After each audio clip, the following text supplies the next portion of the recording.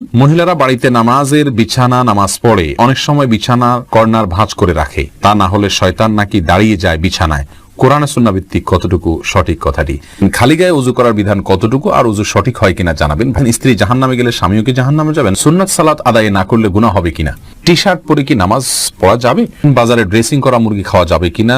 নামাজে ঠোঁট বন্ধ রেখে সম্পূর্ণ মনে মনে সূরা কেরাত পড়লে নামাজ হবে কিনা? ছোট বাচ্চারা বিছানায় পেশাব করলে তা শুকিয়ে গেলেও কি বিছানা অপবিত্র থাকবে? কোরআন শরীফ তেলাওয়াত করার সময় দুই পা গুটিয়ে বসে তেলাওয়াত করতে পারবো কিনা? বাড়িতে ফরজ নামাজ পড়লে একামত দিতে হবে কি? ছেলেরা যদি জামাতে ফরজ নামাজ আদায় না করে তাহলে নামাজ হবে কি? ঘুমানোর আগে অনেক সময় ওযু থাকে না, তখন কি আয়াতুল কুরসি পড়া যাবে? ঘুমালে বোবায় ধরে, এ থেকে বাঁচার জন্য কোনো আমল আছে কিনা? আযান শেষ হওয়ার আগে কি নামাজ পড়া যাবে? ঘরে একা ফরজ নামাজ পড়লে কি উচ্চস্বরে কোরআন তেলাওয়াত করতে হবে আর উচ্চস্বরে তাকবীর দিতে হবে? জামাতে নামাজ পড়ার সময় ইমাম ভুল করলে পিছন থেকে মুক্তাদির আল্লাহু আকবার বলে ওঠে। এখন কিছু প্রসিদ্ধ ইমামের মুখ থেকে শুনছি সুবহানাল্লাহ বলতে হবে, কোনটা সঠিক? 4 রাকাত বিশিষ্ট সুন্নাত নামাজে সূরা মিলাবো কি না? ঘরে অনেক কিছুতেই ছবি থাকে, যেমন বই, পত্রিকা, ম্যাগাজিন, সেক্ষেত্রে কি ওই রুমে নামাজ হবে? কোনো মহিলা হজ করলে তার নামের আগে আলহাজ লেখা জায়েজ আছে কিনা? কোরআন শরীফ তেলাওয়াত করার সময় দুই পা গুটিয়ে বসে তেলাওয়াত করতে পারবো কিনা? পারবেন, কোনো অসুবিধা নেই। কোরআন শরীফ তেলাওয়াত করার সময় আপনাকে দোজানো হয়ে মাটি সালাতের সময় যেভাবে বসেন সেভাবে বসতে হবে এমন কোনো শর্ত নাই। আপনি ইচ্ছা করলে আসন দিয়ে বসতে পারেন বা অন্য কোনো ভাবে বসতে পারেন, অসুবিধা নাই। কোরআনের প্রতি অসম্মান প্রদর্শন না হয় এরকম কিছু হলেই চলবে ইচ্ছাকৃতভাবে, কিন্তু আপনি আরাম করে বসাতে কোনো সমস্যা নাই, কোরআন কোথাও নিষেধ করা হয়নি। বাড়িতে ফরজ নামাজ পড়লে একামত দিতে হবে কি? হ্যাঁ ভাই, যদি আপনি একাকী ফরজ সালাত আদায় করেন, অন্য কেউ জামাতে শরীক হতে পারবে সে সম্ভাবনা থেকে আপনাকে জোরে জোরে একামত দিয়ে তারপরে সালাত আদায় করা উচিত। কোন একটি বর্ণনা দ্বারা বোঝা যায়, হাদিসে কুদসিতে আসছে, একজন ব্যক্তি কোনো এক জায়গায় রাখাল, তিনি একাকী দাঁড়িয়ে আজান দিচ্ছেন এবং একামত দিয়ে সালাত আদায় করছেন। তার আশা যদি কেউ শরীক হয় তার সাথে, যদিও কেউ সেখানে দেখছেন না আপাতত তাকে, তারপরে তিনি করেছেন, এ ব্যক্তির জন্য বিশেষ ফজিলতের কথা রয়েছে হাদিসে কুদসিতে।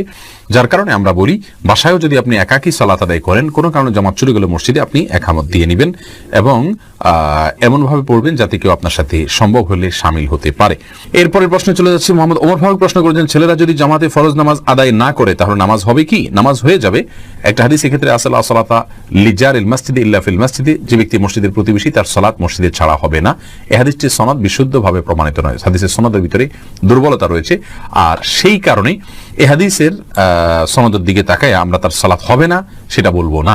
তবে মুসলিমের অবশ্যই জামাতের সাথে সালাত আদায় করা উচিত। নবী সাল্লাল্লাহু আলাইহি ওয়াসাল্লাম যারা বাসায় সালাত পড়ে বা মসজিদে জামাতে শামিল হয় না তাদের ঘর বাড়ি জ্বালিয়ে দিতে চেয়েছেন। এটা বোঝা যায় এখান থেকে যে জামাতে সালাত আদায় করা ওয়াজিব, বিনা উযরে এটা তরক করা হারাম এবং গুনাহের কাজ। সেতাব আপনি জানতে চেয়েছেন, নামাজে ঠোঁট বন্ধ রেখে সম্পূর্ণ মনে মনে সূরা কেরাত পড়লে নামাজ হবে কিনা? ভাই খালেদ, নামাজে যদি আপনি ঠোঁট বন্ধ রেখে মনে মনে সূরা কেরাত পড়েন তাহলে আপনার সালাত হবে না। কারণ ইসলাম শরীয়তে যে সমস্ত জায়গায় আমাদেরকে পাঠ করতে নির্দেশ করা হয়েছে, বলতে নির্দেশ করা হয়েছে, সেখানে আমাদেরকে ঠোঁট এবং জিহ্বার উচ্চারণ করে বলতে হবে। ঠোঁটের যদি ব্যবহার না হয়, জিহ্বার যদি ব্যবহার না হয়, তাহলে সেটাকে বলা হয় না, ওইটাকে বলা হয় মনে মনে কল্পনা জল্পনা করা। আপনাকে বলতে বলা হয়েছে, সূরা পড়তে বলা হয়েছে, আর এই পড়াটা হবে মুখ এবং ঠোঁট নড়লে। যদি না পড়েন তাহলে, না নড়ে তাহলে সেক্ষেত্রে পড়াটা হয়নি। বিধায় মনে মনে যদি আপনি কেরাত পড়েন, সূরা পড়েন, তাহলে সেক্ষেত্রে এটা জায়েজ হবে না। রানা সিদ্দিক জানতে চেয়েছেন, বাজারে ড্রেসিং করা মুরগি খাওয়া যাবে কিনা? ভাই রানা, বাজারে ড্রেসিং করা মুরগি খাওয়া যাবে, তবে না খাইলে ভালো, ঝামেলা মুক্ত। অনেক ওলামা ইকরাম নিষেধ করেন, এই জন্য তারা বলেন যে পানিতে চুবানো হয় ড্রেসিং করার জন্য, সেই পানিটাতে যখন চুবানো হয় নাড়ি বুড়ি যদি ভিতরে থাকে, তাহলে সিদ্ধ গরম পানিতে ওটা চুবানো হলে ওই নাপাক যেগুলো নাড়ি বুড়িতে আছে, পায়খানা ইত্যাদি, সেগুলো গোশতের সাথে মিশে যেতে পারে, এই জন্য নিষেধ করেন।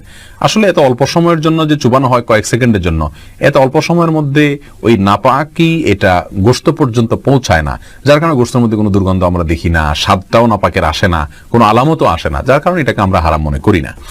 তারপরেও যেহেতু আমাদের ইখতিলাফ আছে, মত পার্থক্য আছে, যদি এটা অ্যাভয়েড করা যায়, বিকল্প পন্থায় করা যায়, সেটা বেশি ভালো।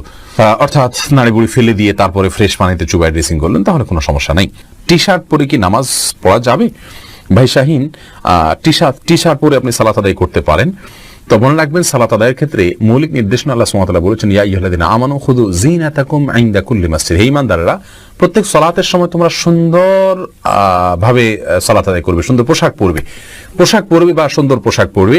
তো এই জন্য এমন কোনো পোশাক পরা উচিত নয় সালাতের সময় যে পোশাক পরে আপনি সম্ভ্রান্ত কোনো জায়গায় যাবেন না, মান্যগণ্য কোনো ব্যক্তির কাছে যাবেন না, সেরকম কোনো পোশাক পরা উচিত নয়। অতএব আপনি চেষ্টা করবেন যে পোশাক পরলে আপনাকে খারাপ দেখা না যায়, দৃষ্টিকটু দেখা না যায়, ভিন্ন ব্যতিক্রম মনে না হয়, এবং আপনি এটা পরে ভালো কোনো জায়গায় যেতে ইতস্ত বোধ করেন না, সেরকম পোশাক পরে সালাত আদায় করবেন। নাবিল শাহরিয়ার জানতে চেয়েছেন, স্ত্রী জাহান্নামে গেলে স্বামীও কি জাহান্নামে যাবে? না ভাই নাবিল, এটা কোনো জরুরি না যে স্ত্রী জাহান্নামে গেলে স্বামীও জাহান্নামে যাবে। লূত আলাইহিস সালামের স্ত্রী জাহান্নামে যাবে, কিন্তু তাই বলে লূত আসলাম তো জাহান্নামে যাবেন না। অতএব স্বামী স্ত্রী একে অন্যের জাহান্নামে যাওয়ার উপর অন্য জাহান্নাম নির্ভর নয়, বরং প্রত্যেকের আমল নির্ভর করবে, আমলের উপর নির্ভর করবে তার জান্নাত জাহান্নাম। আল্লাহ সুবহানাহু ওয়া তাআলা বলেছেন, লাইসা লিল ইনসানি ইল্লা মা সাআ, মানুষ নিজে যা করে সেটাই সে পাবে, অন্য কি করলো না করলো তাতে তার কিছু আসবেও না, যাবেও না। আল্লাহ অন্য আয়াতে বলেছেন, লা তাজিরু ওয়াজরাতুন ভিজরা উখরা, একজনের বোঝা, পাপের বোঝা অন্যজন বহন করবেন। অর্থাৎ স্ত্রী অন্যায় করলে তিনি জাহান্নামে যাবেন, স্বামী জাহান্নামে যাবেন না। বিষয়টি এরকম না, যার যারটা আমলের কারণে তিনি পুরস্কার বা তিরস্কারের উপযুক্ত হবেন। এরপরে রাকিব কাজী সালেহ আপনি জানতে চেয়েছেন, খালি গায়ে ওযু করার বিধান কতটুকু আর ওযু সঠিক হয় কিনা জানাবেন। ভাই রাকিব, ওযুর ক্ষেত্রে শরীয়তে খালি গা বা জামা কাপড় পরা কোনোটি নির্দেশ করেনি।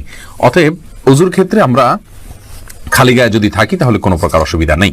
ওযুর ক্ষেত্রে আপনি খালি গায়ে ওযু করতে পারবেন, কোনো সমস্যা নেই ইনশাআল্লাহ। হাফেজ আপনি জানতে চেয়েছেন, ছোট বাচ্চারা বিছানায় পেশাব করলে তা শুকিয়ে গেলেও কি বিছানা অপবিত্র থাকবে? ছোট বাচ্চারা যদি বিছানা পেশাব করে, এক্ষেত্রে মনে রাখতে হবে ছেলে বাচ্চা যদি হয় তাদের পেশাবের ক্ষেত্রে কিছুটা ছাড় রয়েছে। ছেলে বাচ্চা যদি হয় আর সে যদি মায়ের দুধের উপরে সম্পূর্ণ নির্ভরশীল থাকে এবং তার মধ্যে যদি অন্য কোনো কিছু যদি সে না খায়, বাহিরের কোনো কিছু খাদ্য হিসাবে সে গ্রহণ না করে, তাহলে সেক্ষেত্রে এই বাচ্চার পেশাবের উপরে শুধুমাত্র পানি ছেটা দিয়ে দিলে সেটা পাক হয়ে যাবে। আর যদি মেয়ে বাচ্চা হয় তাহলে সেক্ষেত্রে পরিপূর্ণভাবে ধুইতে হবে।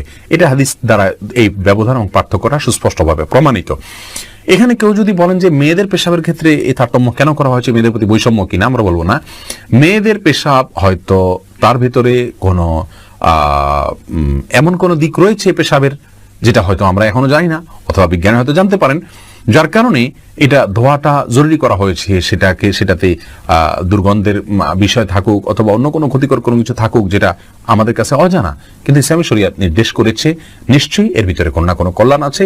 আমরা দেখি ইসলামী শরীয়ত নির্দেশকে পালন এবং মান্য করার ভেতরেই কল্যাণ নিহিত আছে। রাকিব হাসান প্রশ্ন করেছেন, সুন্নাত সালাত আদায় না করলে গুনাহ হবে কিনা? রাকিব হাসান, সুন্নাত সালাত আদায় না করলে বড় কোনো গুনাহ হবে না। গুনাহ তো অবশ্যই হবে, গুনাহ শব্দের অর্থ হলো ক্ষতি। সুন্নাত তরক করলে তো ক্ষতি হবেই। নবী সাল্লাল্লাহু আলাইহি সাল্লাম ৫ ওয়াক্ত সালাতের আগে পরে যে সুন্নাতে মুআক্কাদাগুলো, এগুলোকে খুব গুরুত্বপূর্ণ সালাত হিসেবে আদায় করেছেন। অতএব সেগুলোকে যদি আপনি তরক করি বিনা প্রয়োজনে, বিনা কারণে, বিনা ওজরে, তাহলে তো ক্ষতি হবেই, গুনাহ তো হবেই অর্থে। কিন্তু গুনাহ বলতে কবিরা গুনাহ, বড় কোনো পাপ যেটা কারণে শাস্তির সম্মুখীন হইতে হবে, এরকম কোনো গুনাহ হবে না। কারণ এটি ফরজ বা ওয়াজিব নয়, আর ফরজ ওয়াজিব না হলে সেটা তরক করলে বড় কোনো গুনাহ হয় না। বিনা কারণে এটা না ছাড়াই উচিত, মুসলমান সুন্নাহকে তরক না করাই উচিত। কিন্তু যদি কোনো কারণে মাঝে মধ্যে ছাড়ে তাতে কোনো অসুবিধা হবে না ইনশাআল্লাহ বিইذনিল্লাহ। সিয়াম মিয়া আপনি লিখেছেন, জামাতে নামাজ পড়ার সময় ইমাম ভুল করলে পিছন থেকে মুক্তাদির আল্লাহু আকবার বলে ওঠে। এখন কিছু প্রসিদ্ধ ইমামের মুখ থেকে শুনছি সুবহানাল্লাহ বলতে হবে, কোনটা সঠিক? ভাই সিয়াম, অবশ্যই আপনি যেটা ইদানিং শুনছেন ইমাম থেকে বলেছেন সেটি সঠিক, কারণ হাদিসে নবী সাল্লাল্লাহু আলাইহি ওয়াসাল্লাম এটিই বলেছেন, আত-তাসবিহু লিরিজালি ওয়াত-তাসফিকু লিন-নিসা।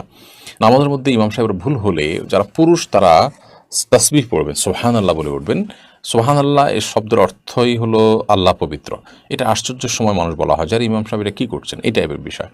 আল্লাহু আকবার হলো বড় কোনো অর্জন হয়ে গেলে ইতিবাচক ইয়েতে সাধারণত আল্লাহু আকবার ব্যবহার হয়ে থাকে। অতএব এখানে আল্লাহু আকবার না বরং সুবহানাল্লাহ বলা উচিত, সেটি হাদিসের নির্দেশনা। আল্লাহু আকবার চলে আসছে আমাদের সমাজে কোনোভাবে, তো শুদ্ধটারই চর্চা আমাদের করা উচিত। এরপরে এম কে করিম লিখেছেন, আজান শেষ হওয়ার আগে কি নামাজ পড়া যাবে?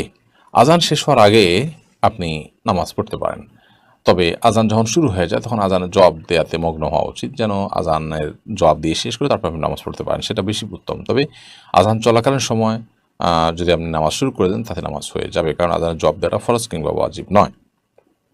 ফাহিম কাউসার লিখেছেন, কোনো মহিলা হজ করলে তার নামের আগে আলহাজ লেখা জায়েজ আছে কিনা? নামের আগে আলহাজ পুরুষের জন্য লেখা যেখানে উচিত না সেখানে মহিলার জন্য কারণ লিখতে যাবে? একই কথা, পুরুষ মহিলা কারোর জন্য এটা শোভনীয় নয় যে তিনি হজ করেছেন সেটি তার নামের আগে লিখে রাখবেন। এটি তার এখলাস এবং তার যে নিয়তের ব্যাপারটা আছে সেটা নিয়ে রীতিমতো ধোঁয়াশা তৈরি করে। এই জন্য এটা না করা উচিত। এবার বলতে কি এটা মানুষের কাছে বলে বেড়ানোর সারা জীবন ধরে এরকম কোনো বিষয় নেই। হ্যাঁ, প্রসঙ্গ তো আসলো, ওখানকার কোনো ঘটনা বললো, সেটা ভিন্ন বিষয়। বাট আপনার আলহাজ, আপনার এই উপাধি এটা সেটে নিজেকে হজ করেছেন সেটি জাহির করা অবশ্যই গুনাহের কথা। বুলবুল তানিম আপনি জানতে চেয়েছেন, মহিলারা বাড়িতে নামাজের বিছানা নামাজ পড়ে অনেক সময় বিছানার কর্নার ভাঁজ করে রাখে, তা না হলে শয়তান নাকি দাঁড়িয়ে যায় বিছানায়, কোরআন সুন্নাহ ভিত্তিক কতটুকু সঠিক কথাটি?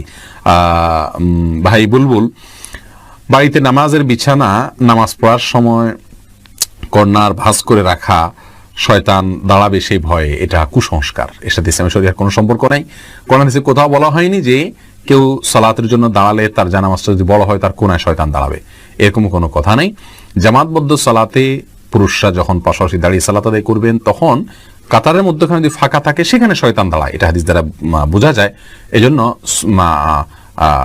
মানে নির্দেশ করা হয় ওয়ালা তাদাউল ফুরুজাত লিশায়াতিন, অর্থাৎ শয়তানের জন্য কোনো মাঝখানে ফাঁকা জায়গা রাখবে না। কিন্তু জায়নামাজের বা মুসাল্লার কোনাকাংশিতে শয়তান দাঁড়ায় এরকম কোনো কথা ইসলামের শরিয়ার কোথাও নাই, কোরআন হাদিসের কোথাও বলা হয়নি, বিধায় এটি ভিত্তিহীন কথা। মাসুক আহমদ আপনি লিখেছেন, ঘুমালে বোবায় ধরে, এ থেকে বাঁচার জন্য কোনো আমল আছে কিনা? দেখুন, আমাদের অনেকেই ঘুমালে যখন আমাদের শরীরের মধ্যে প্যারালাইসিসের মতো ভাব হয়ে যায়, আমাদের সেন্স ঠিক থাকে বা হাত পা কিছু নাড়াতে পারি না, আমরা সেটাকে বোবায় ধরা বলি। এটা আমাদের সমাজে বহুল প্রচলিত। সাধারণত বোবায় ধরা বলতে আমরা মনে করি যে বোবা জিনে ধরছে, সেজন্য আমরা বোবার মতো হয়ে গেছি, কথা বলতে পারছি না, আওয়াজ নাই এবং নড়াচড়া নাই, অথবা আপনার জিনে ধরার ফলে আমরা বোবার মতো হয়ে গেছি, এটাকে আমরা বোবায় ধরা বলি। আসলে এটা জিনে ধরা, এটি কোরআন হাদিসের আলোকে যেমন প্রমাণিত না, এবং ইসলামের শরীয়তের দৃষ্টিকোণ থেকে এটাকে জিনের ধরার কারণে এরকম হয় যেমনটি বলা হয়নি।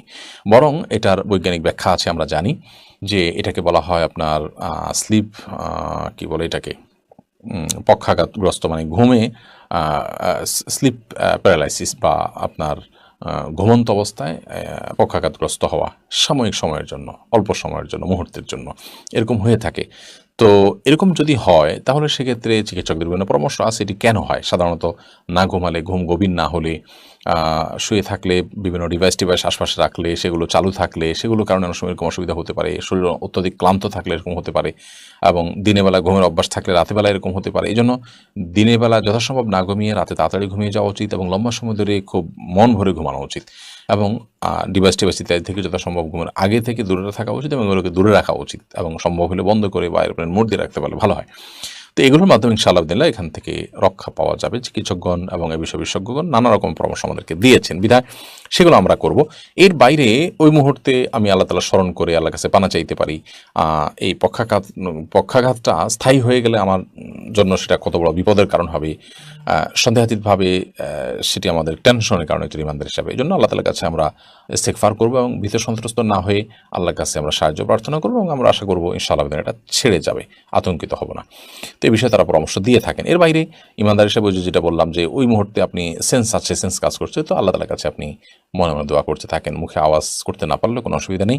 এবং পক্ষাঘাতগ্রস্ত মানুষ, প্যারালাইসিস হওয়া মানুষগুলো কত কষ্ট করে, আমরা এই মুহূর্তের জন্য আমরা এতটা ভীত সন্ত্রস্ত হয়ে পড়ি, তাহলে তাদের জন্য সেটি কত কষ্টের কারণ হয় সেটি আমাদের বোঝা উচিত, উপলব্ধি করা উচিত, এবং আল্লাহর কাছে শুকর আদায় করা উচিত। আল্লাহ আমাদের সুস্থ রেখেছেন, ভালো রেখেছেন। শিলা আক্তার লিখেছেন, ঘরে অনেক কিছুতেই ছবি থাকে, যেমন বই, পত্রিকা, ম্যাগাজিন, সেক্ষেত্রে কি ওই রুমে নামাজ হবে? তাছাড়া বাচ্চাদের বিভিন্ন খেলনাও থাকে। বোন শিলা, ঘরে বিভিন্ন আসবাবপত্রে যদি প্রাণীর ছবি থাকে তাহলে সেক্ষেত্রে সেই রুমে, বিশেষ করে এটা প্রকাশ্যে যদি থাকে টাঙানো ইত্যাদি, তাহলে সেখানে নামাজ না পড়ে, যেখানে নাই সেখানে নামাজ পড়া উচিত। অথবা ওখানে নামাজ পড়তে হলে সেটিকে যথাসম্ভব ঢেকে কোনো কিছু দিয়ে চাপা দিয়ে তারপরে বা ড্রয়ার ইত্যাদিতে রেখে তারপর নামাজ পড়া উচিত, না হলে এটি মাকরু হবে। তবে সেখানে নামাজ হবে না এরকম না, নামাজ হয়ে যাবে। এমডি আকরাম হোসেন লিখেছেন, ঘরে একা ফরজ নামাজ পড়লে কি উচ্চস্বরে কোরআন তেলাওয়াত করতে হবে আর উচ্চস্বরে তাকবীর দিতে হবে? একা একা যখন আপনি তেলাওয়াত করবেন তখন নীরবে কিংবা উচ্চস্বরে যে কোনোভাবে পড়তে পারেন, যদি অন্য কারোর ডিস্টার্বের আশঙ্কা না থাকে আপনি উচ্চস্বরে পড়তেই পারেন। আর তাকবীর বিষয় যেটি, সেটা হলো যে আল্লাহু আকবার নামাজের কথা আপনি বলছেন। নামাজ যখন পড়বেন তখন উচ্চস্বরে কোরআনে কারীমের তেলাওয়াত আপনি রাতের বেলা নামাজ হলে করতে পারেন, আবার চাইলে নীরবেও পড়তে পারেন। দিনের বেলা নামাজ তো ডেফিনেটলি আপনাকে আস্তে পড়তে হবে, এবং তাকবীরগুলো আপনি উচ্চস্বরে দিবেন, সেই সাথে একামত দিবেন। একামত দিয়ে ইমামের যেভাবে নামাজ পড়ায় ঠিক ওইভাবে আপনি নামাজ পড়বেন। উদ্দেশ্য হলো অন্য কেউ যেন আমার তাকবীর শুনে, আমার একামত শুনে আমার সাথে এসে শামিল হয়, যোগ দেয়, এমনকি নফল নিয়তে এসে যোগ দিলেও আপনি জামাতের সওয়াব পেয়ে গেলেন। সেই উদ্দেশ্যে আপনি এটি করতে পারেন।